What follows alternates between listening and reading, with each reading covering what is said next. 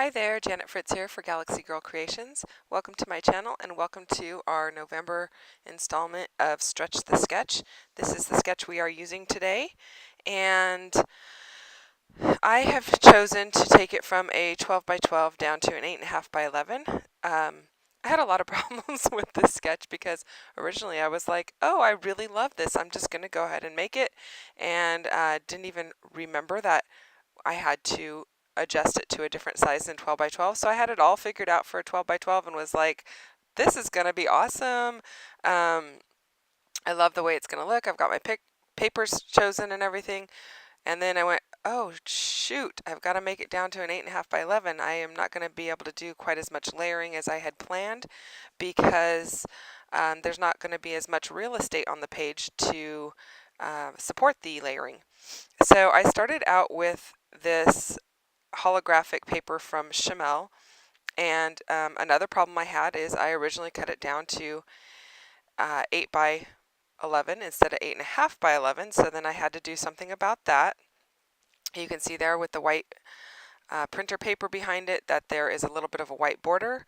I will end up using that white paper to put the holographic paper on because when you put it just on top of the navy blue there, it loses some of its appeal. It's, because it's somewhat transparent or translucent.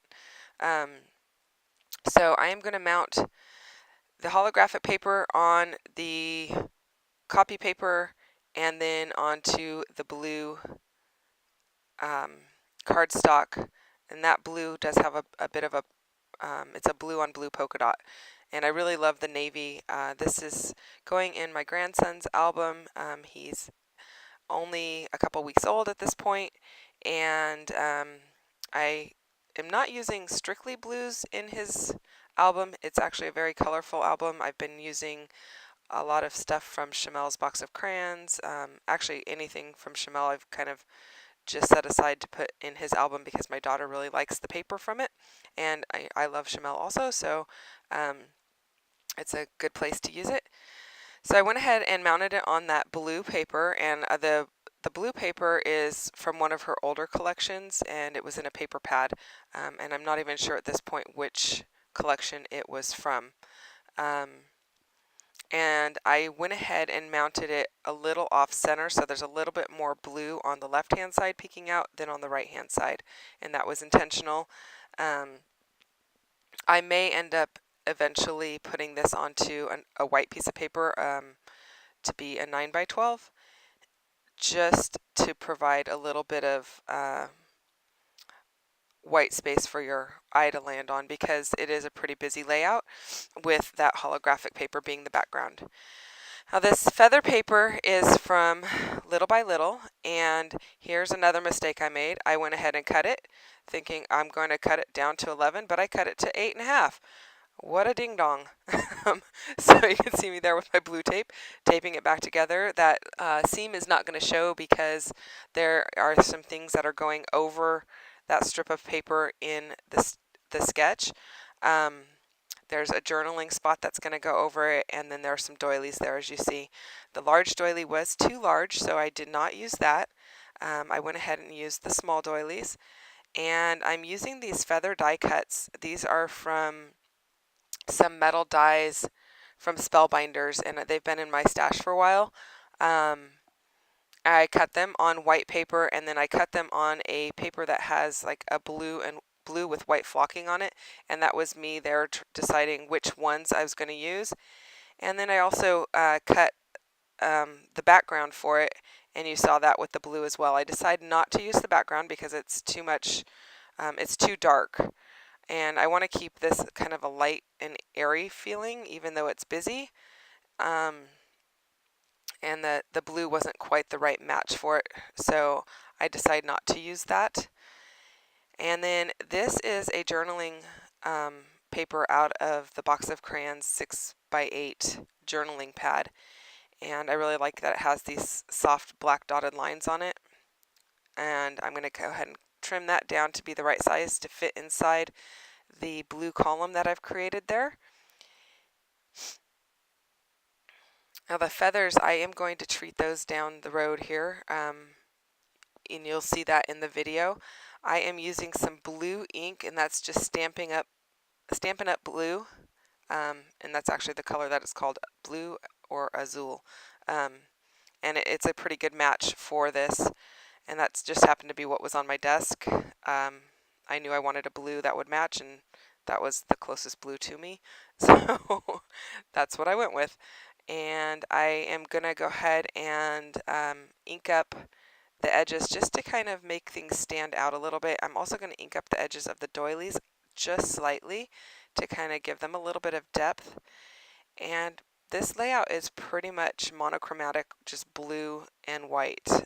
And of course there's the silver holographic in it, but it, you know, it's all just very monochromatic, which I really like, and I thought it was perfect for these photos. These photos are just close-ups of his face, his hands, his feet, and his little belly button after he lost his umbilical cord stump. So they're just cute little bits of him, and so I wanted to document how cute he is and how cute his little feet are and his little hands, and you know, the little things about little babies that we love, is, you know, besides them being little babies, is they're so tiny and they're so sweet. So that is exactly what I'm documenting here, and I wanted his face to be the star of the photo, his little nose there. So the other photos are trimmed down slightly. Let's see here, we have 2x3 for his face, and the others are slightly smaller than that. And there I am again auditioning that blue background for these flowers, and I didn't like it, so I'm going to, feathers, looking at them saying flowers, but they're actually feathers. So I'm going to ink them up just so that they have a little depth and dimension to them.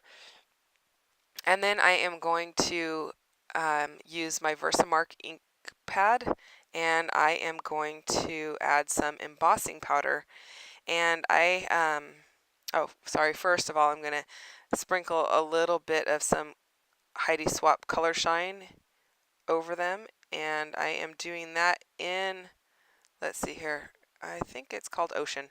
Yes, it is called Ocean, just to give it a little bit more interest. So here I am with the Versamark pad, and then I'm going to use some embossing powder in Detail Silver from Stampendous, and I'm just getting the edges of that, and then I will go over it again in a clear embossing powder to give it a little bit more depth. And this was another problem I had. I don't know what I was thinking today, or I wasn't thinking, but I had turned on my heat gun to do the first one, and there was still powder all over my table, and I shot powder all over. Not one of my finer moments in my scrapbooking, but you know, this kind of stuff happens frequently. It's not uncommon. I was just having a kind of off day. So anyway, I went ahead and got those all done. They are ready to go. And then they are going to go on the layout, just kind of a diagonal element here. I really like the column in this layout, so I'm going to add some enamel dots up and down the column to give a little bit more dimension and a little more interest. There's really not a lot of embellishment on this particular layout, and I really like it that way. It kind of keeps him the star of the layout, and the things that I do have on it are pretty soft. I'm using these thickers, and these are from one of the baby collections. It's the baby boy collection. I'm not really sure what the name of it is.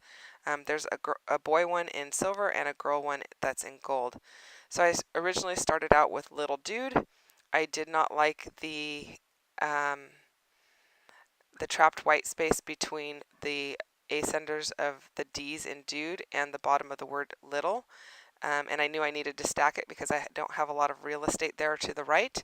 So I went with the word one, which is also from that same set of thickers, but they are in all caps and block letters, so it worked out perfectly. I decided to go ahead and do my journaling right below the title of Little One, and I'm using a blue Muji pen, which I really like. We got Muji pens in our while we were at the Secret Not Secret Kit Club retreat, and we have a Muji store in town, so I went there and bought a blue one. I had the black one from the retreat, which I loved, and when I got there, they had blue, so picked one of those up. So I am writing The Mystery of Life, a baby boy so sweet, a tiny little miracle, so perfect and complete, a happy little giggle, a smile to make your day, a lifetime of memories to make along the way. And that is just a little poem I found online, and I thought it was cute and sweet, so I went ahead and put that right under the title. It is a little bit harder to read because of the holographic paper, but since it is not details about him and it's just a poem, I don't mind that. And then in the actual journaling spots around the photos, um, I just wrote a few little notes. Up by his hands, I put hands to hold. Above his face, I put Noah. You are still so tiny, but you have filled our hearts. And then down by his feet, I put 10 tiny toes.